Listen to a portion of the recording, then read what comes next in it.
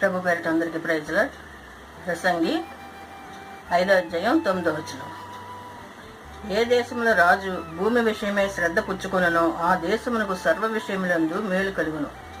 మనకి ఈ లోకంలో రాజు సర్వ విషయములందు మేలు కలిగేలాగా చూస్తూ ఉంటే మంచిదే, కానీ ప్రపంచమంతా సృష్టించిన దేవుడు కూడా మనకు అంతకంటే ఎక్కువగా చూస్తున్నాడు. ఆయన సర్వం సృష్టించింది ఆయనే.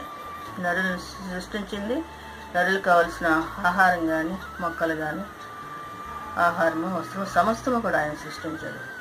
అలాంటి మంచి దేవుడు మనకు ఉండగా మనం ఆయన్ని ఆరాధించాలి, స్తుతించాలి, గణపరచాలి.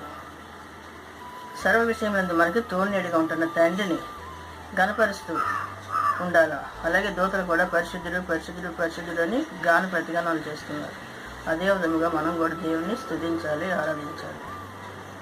దేవుడు ఇప్పుడు మనకి తోడునీడిగా ఉంటాడు.